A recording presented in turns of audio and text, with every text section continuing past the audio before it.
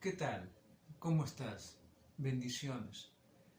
El día de hoy, en esta oportunidad, voy a tratar un tema que corresponde a nuestra vida de fe, a nuestro desarrollo en la vida de fe.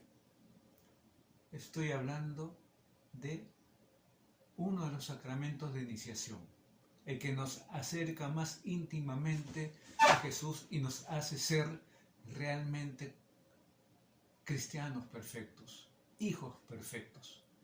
En los siguientes minutos, la confirmación. Con el bautismo y la Eucaristía, el sacramento de la confirmación constituye el conjunto de los sacramentos de iniciación cristiana. Bautismo, confirmación y Eucaristía. Tengo que precisar inicialmente que recibir estos sacramentos son necesarios y sobre todo si hablo de la confirmación, pues esto nos da la plenitud de la gracia bautismal. Y así es. Uno de los documentos de la Iglesia, Lumen Gentium, en su numeral 11, dice que el sacramento de la confirmación une más íntimamente a la Iglesia y nos enriquece con una fortaleza especial del Espíritu Santo. De esta forma se compromete mucho más el Hijo de Dios como auténticos testigos de Cristo a extender y defender la fe. Sí, defender la fe con sus palabras y sus obras. Eso dice el numeral 11 de la Lumen Gentium. Sobre la confirmación, lógicamente. Entonces, debemos tener presente que este sacramento es necesario para llegar a esa plenitud con que forma parte de los sacramentos de iniciación.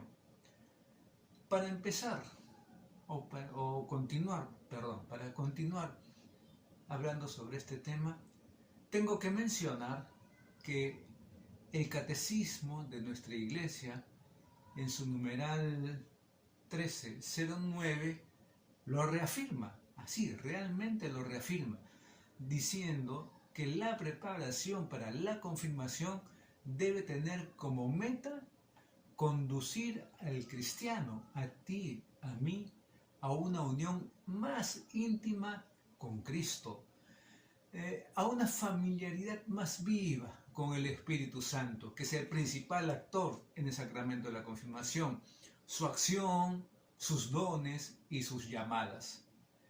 ¿Para qué? Para poder asumir mejor las responsabilidades apostólicas de la vida cristiana.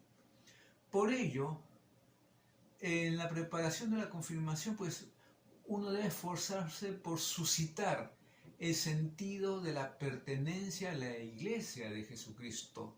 Sí, a la Iglesia. Tanto a la Iglesia universal como a la comunidad parroquial también, por supuesto.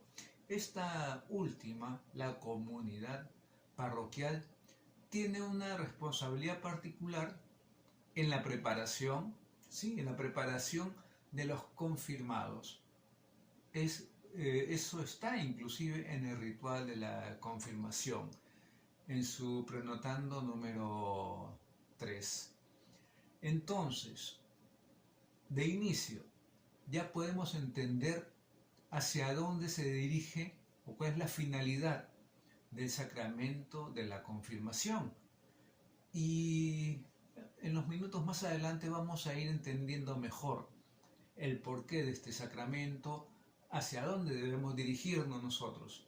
Y tomando en cuenta este objetivo marcado por la Iglesia, los temas que presentaré luego deben conducir al reconocimiento de la acción del Espíritu, de sus dones, tal y como fue manifestado en la historia de la salvación, que culmina ¿con quién? Culmina con Cristo. y tal como están llamados a experimentarla personalmente en su propia vida por el sacramento de la confirmación, cada uno, tú y yo. Esto sellará así la pertenencia a Cristo en la iglesia que se recibió como gracia inicial en tu bautismo, en mi bautismo. La intención mía es permitir que cada uno descubra, que cada uno se convenza y disponga a recibir el Espíritu de Dios como don gratuito de Cristo resucitado. Sea para lo que fuere. Si de repente hubo indiferencia cuando eras más joven, o un poquito, bueno, si eres ya adulto, ¿no? Indiferencia, no se le tomó la importancia, o el olvido, pues ahora es momento de que lo tomes con conciencia. Con este don merecido y recibido del que murió por nuestros pecados y resucitó para nuestra justificación, serán capacitados interiormente cada uno para adherirse más firmemente a Jesús, y cada uno podrá ser fortalecido y testimoniar exteriormente ante el mundo y cumplir una misión que compromete a cada uno en su entorno. Es decir, que la confirmación debe hacer que tú, guiado, iluminado por el Espíritu Santo, lleves el mensaje de Cristo a los demás.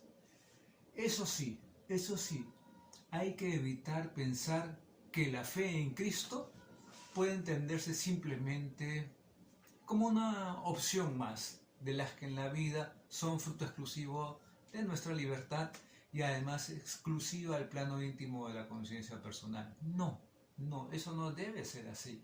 Cada uno de nosotros somos la sal de la tierra y luz del mundo, dice el Evangelio de San Mateo en su capítulo 5, versículos 13 y 14. No es como el bombero, que debe sofocar el peligro, evitando que se entienda que la confirmación es una mera ratificación de la fe del bautismo por parte de aquellos que lo recibieron, lógicamente, de pequeñitos sin darse cuenta. No, así no es la cosa.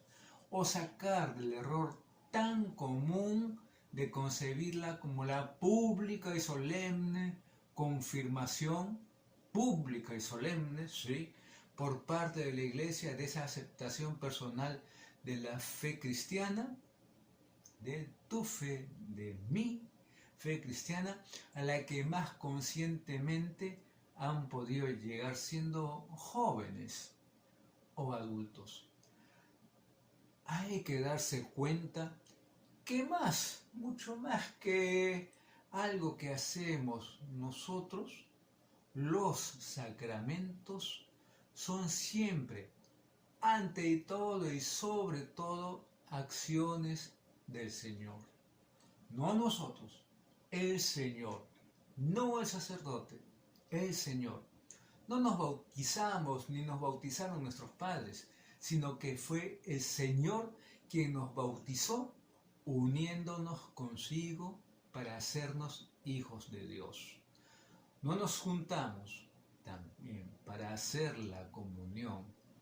Nosotros no nos juntamos, sino que es el Señor Jesús resucitado quien nos da a comer su cuerpo para unirnos más con Él. No nos descargamos el peso de nuestros pecados, de tus pecados, de mis pecados al confesarlos. No nos descargamos de ellos, sino que es Jesús quien nos perdona con la absolución de los pecados confesados. También hay que tomar en cuenta que no llegan a ser esposos cristianos los novios porque se unen ellos entre sí. Así no es, sino que van a la iglesia para que los una el Señor en santo matrimonio, al desposarse o entregarse y aceptarse mutuamente, y esto hay que tomarlo muy en cuenta, como esposos ante Él y su iglesia. Es el Señor, en todos los sacramentos es el Señor. No se ordenan, también hay que decirlo, los seminaristas, porque ya terminaron sus estudios y ahora se les puede ya reconocer su capacidad para ejercer el sacerdocio. No, así no es, sino que reciben del Señor la potestad sagrada de poder actuar en su nombre. Eso creo que ya lo podemos comprender. Entonces, la confirmación pues no se ha de entender como muchos piensan, en el sentido de que el obispo o el enviado por él, ¿no es cierto?, confirme nuestra fe o nuestro bautismo al ratificarlo nosotros pública y solemnemente ante la iglesia. No, sino que consiste en que el Señor, confirma o fortalece con el don de su Espíritu lo que ya nos dio en el bautismo. Para entenderlo, se trata entonces de un perfeccionamiento del bautismo ya recibido, sellándolo con el don del mismo Espíritu Santo, por el que ya entonces fuimos hechos hijos de Dios en Cristo Jesús, como miembros de su iglesia y partícipes de su misión. Por lo demás, con la costumbre de bautizar desde siempre a los niños recién nacidos, la misma iglesia manifiesta con toda claridad en el catecismo que la gracia bautismal es una gracia de elección gratuita e inmerecida que no necesita una ratificación de nuestra parte para hacerse efectiva. Eso lo podemos leer en el catecismo de nuestra iglesia en el numeral 1308. Lo que hace el Señor, hecho está. Lo que hace el Señor, hecho está. Otra cosa es que nosotros lo agradezcamos con fe y lo asumamos personalmente, aprovechándolo con fruto. Es la gran oportunidad del Hijo de Dios de aprovechar con fruto el don gratuito de Dios por medio del Espíritu Santo. Para esto, la charla va a tener diversas etapas. Tampoco voy a decir que va a ser muy largo, no. Son las siguientes etapas. En primer lugar, debemos reconocer el protagonismo del Espíritu Santo en el proyecto divino. Hay que conocer al Espíritu Santo y entender que el Espíritu Santo es el protagonista desde el proyecto divino, desde la creación hasta el Pentecostés y la misión de la iglesia. Eso por un lado. Luego, conocer y reconocer los sacramentos de la iniciación cristiana, que ya saben cuáles son: bautismo, Eucaristía, confirmación. Eso es lo que vamos a ver en un siguiente tema, en un siguiente video.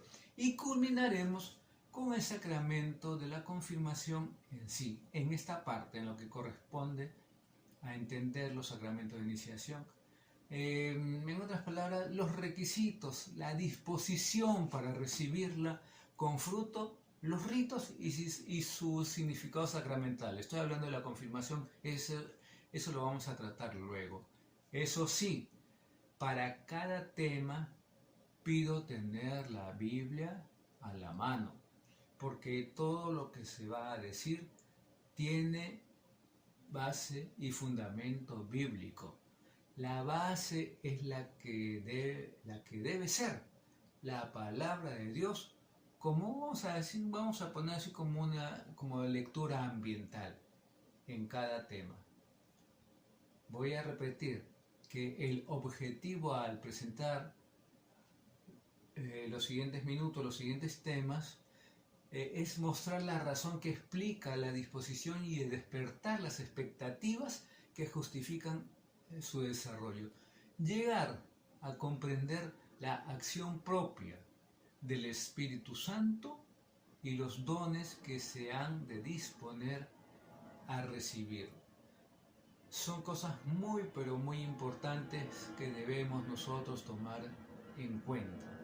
Para ello, como dije, vamos a la primera lectura ambiental que corresponde en esta oportunidad. Mientras Apolos estaba en Corinto, Pablo, después de haber recorrido las regiones superiores, llegó a Éfeso y encontró a algunos discípulos y les preguntó: ¿recibieron el Espíritu Santo cuando creyeron? Ellos le respondieron: no, ni siquiera hemos oído si hay un Espíritu Santo. Entonces Pablo les preguntó: ¿en qué bautismo, pues, fueron bautizados? En el bautismo de Juan, contestaron ellos. Y Pablo les dijo: Juan bautizó con el bautismo de arrepentimiento, diciendo al pueblo que creyeran en aquel que vendría después de él, es decir, en Jesús. Al oír esto, fueron bautizados en el nombre del Señor Jesús. Cuando Pablo les impuso las manos, vino sobre ellos el Espíritu Santo, y hablaban en lenguas y profetizaban. Hechos 19, versículos del 1 al 7. Vamos al tema. Nosotros no somos cristianos simplemente por creer en Jesús, como había pensado hasta entonces aquellos creyentes de Éfeso, sino que lo somos cristianos porque también nosotros hemos sido bautizados en el nombre del Señor Jesús y le pertenecemos. Él nos hizo cristianos al tomarnos y unirnos consigo en la fuente bautismal, haciéndonos suyos en el seno de su iglesia. Ciertamente, a cada uno que me escucha le falta todavía ese don del Espíritu Santo que vino también sobre aquellos cristianos recién bautizados, mediante la imposición de manos del apóstol. Igual, es por esa donación del Espíritu de Dios que aquellos primeros cristianos de Éfeso pudieron testimoniar a Jesucristo, en la forma que lo hicieron sus primeros discípulos desde que lo recibieron en Pentecostés, anunciándolo como único Salvador, esto es profetizar a todo el mundo al hacerlo en diversidad de lenguas.